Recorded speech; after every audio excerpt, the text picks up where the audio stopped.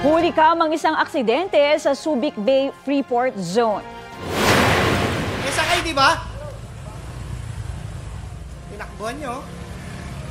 Ilang beses na nagmamaniobra ang SUV na yan sa bahagi ng Biniktikan Road sa Subic Bay Freeport Zone. Iyon pala, binalikan niya ang itim na kotseng una na niyang binangga.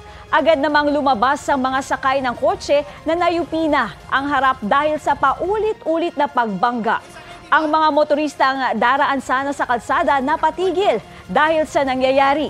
Sa inisyal na investigasyon, pauwi na sana ang retiradong judge na nagmamaneho ng kotse kasama ang kanyang assistant.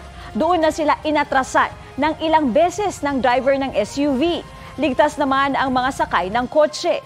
Pinaiimbestigahan na ni Land Transportation Office Chief Vigor Mendoza II ang insidente.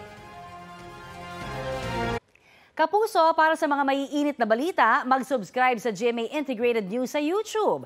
Sa mga kapuso naman abroad, subaybayan nyo kami sa GMA Pinoy TV at sa www.gmanews.tv.